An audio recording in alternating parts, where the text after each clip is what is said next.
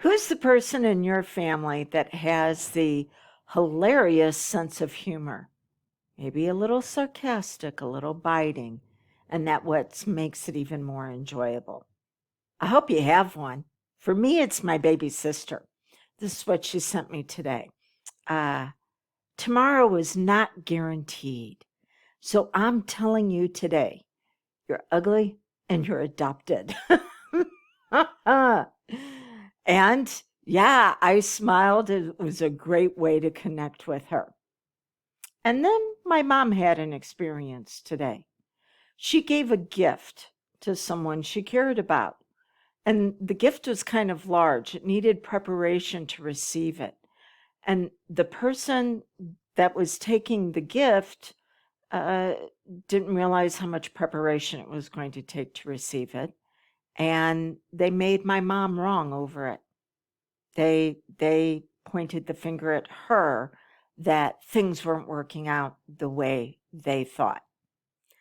Let's take both of those examples and say that there's a library, there's a room in your mind that holds all of your memories, and that you can have the memory of somebody that's absolutely hilarious or the memory of somebody who's doing things to hurt you. And let's say you get locked in that room with those memories. It doesn't matter if they're good or they're bad. You don't have freedom of expression to discover what's on the other side. You keep repeating the same chapter where they took these actions. You keep repeating and replaying it over and over in your mind. And this is when the chapter of your life becomes your story. And it's not supposed to stay stagnant. There is another level to be developed, if at all possible. So what am I talking about here? I'm talking about the core four. And the core four are 4 levels of development that we all go through. And out of the 4, we will pick 1, if not 2, that are our very most favorites. And they're for ourselves as well as others. So there is the first level where you're looking at the punisher or the guard. The punisher, when they feel bad, they don't take responsibility. They project it onto other people. And when they feel bad, somebody's going to have to pay the price, and you don't want to be in their environment because that's typically going to be you. Yeah. What they really want to do is to be able to guard their heart, because out of our heart, all the issues of life flow. And so to guard your heart means I have to be careful what I let in. I don't want to let in someone else's dysfunction or their toxic acting. But until the punisher has become focused on themselves and recognized and have an awareness of what they're doing, when they feel bad, they're going to make someone else pay the price. This would be the example of my mom in her giving the gift. Now, this is where we need to be careful, because if we're locked in a room with memories of being punished and of other punishers, then our own personality cannot develop. And we will continue to seek out people to fill that role. Yeah. Doesn't mean that the punisher punishes all the time. It's just when they feel bad, which means you're going to do everything you can to overcompensate to make sure that they don't.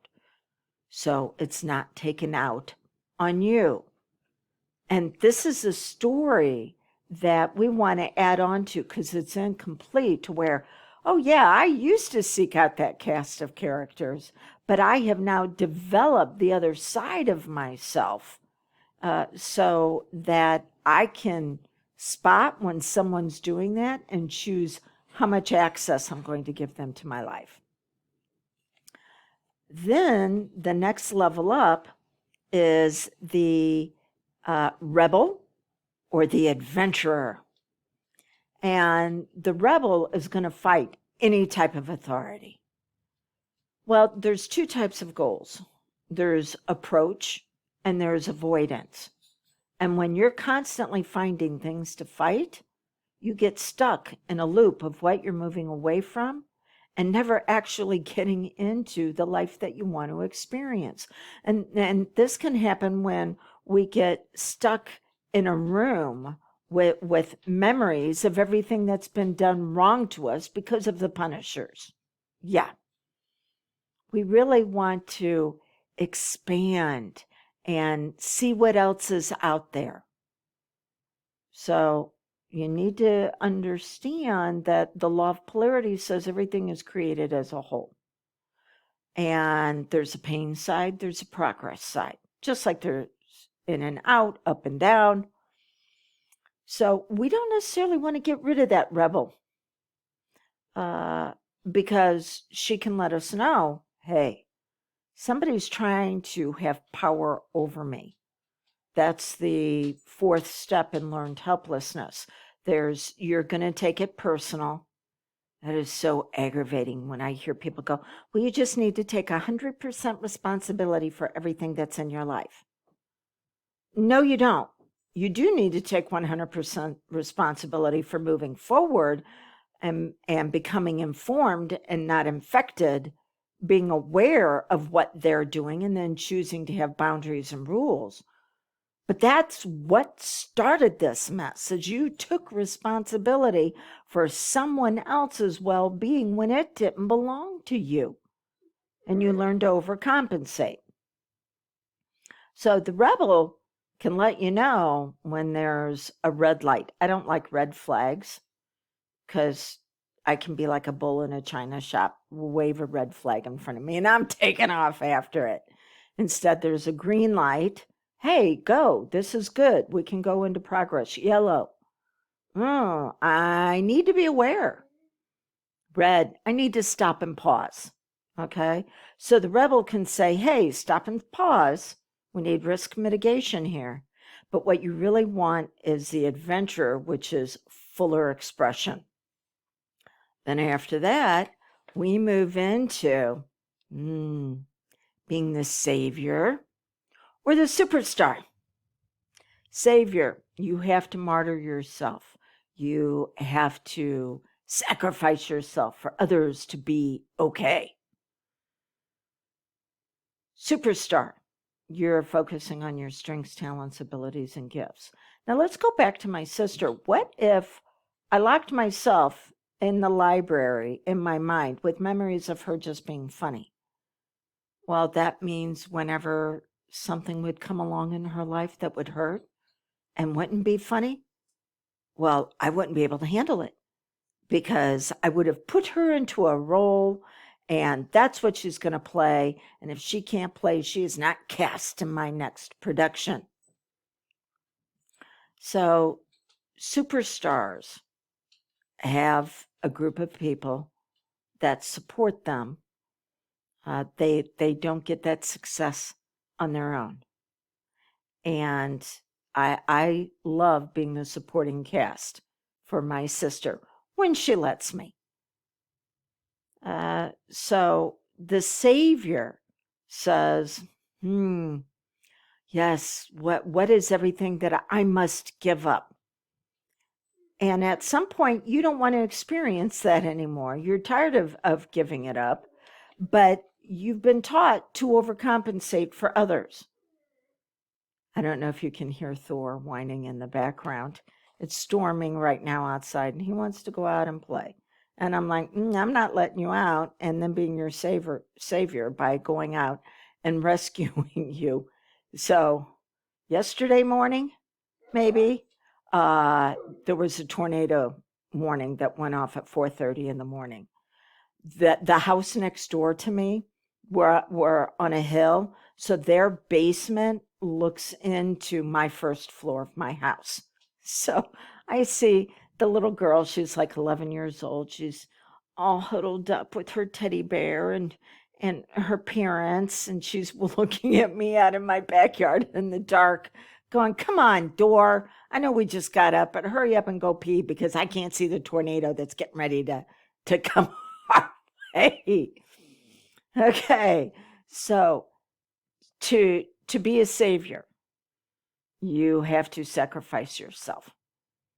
And there are things that we do need to give up in order for others to be okay. Um, whenever I work with clients, sometimes I need to change some rules around to make sure that we can meet in a way that fits their schedule as well as mine. It's not always so black and white.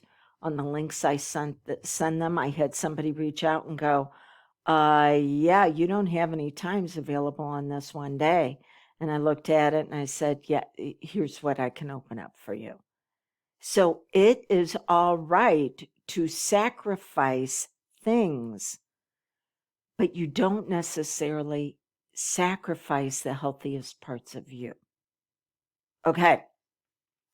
And then the final one is the needy nurturer or the loving leader. And this is what we're all aspiring to as we move through these different levels. Now, the needy nurturer doesn't understand boundaries. They can be very intrusive. They can be very demanding. And that they are trying to position themselves in your life to where you must have them.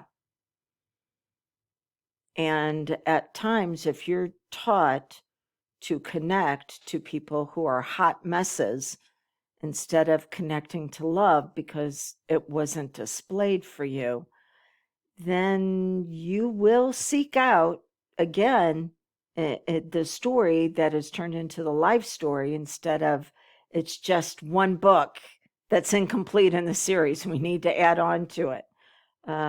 You're actually thinking that if you continue to connect this way with other needy nurturers or being a needy nurturer yourself, you think that if you do it enough that they'll finally give you the crumbs of connection.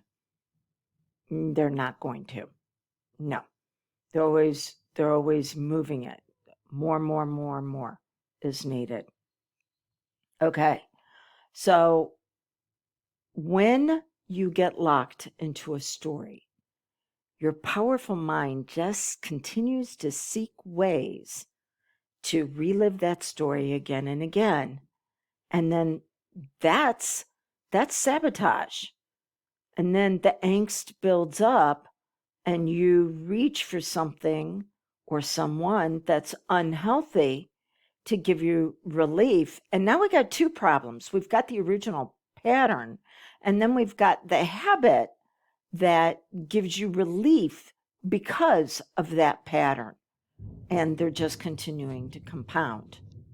Okay, what do you need to do? You need to discover what level you're at and what it is that you should be valuing, because each of these levels have values, whether it is on the pain side or the progress side. So what you need to value, what your current habits are, and what's going to give you resolution in upgrading the story and getting out of that locked room. If I can assist you, I actually have a course put together in the Time to Thrive membership, and you can go to dawnlandrum.com and see all the details. This course is only going to be available for this month, and registration is only going to be open for a couple of weeks. So until we get together again, get out of the role that is so limiting, as well as beginning to see the roles that you've put others in, or maybe that they've chosen for themselves and for you in life, and get out there and look for impression of increase, how you can go further, faster than ever before.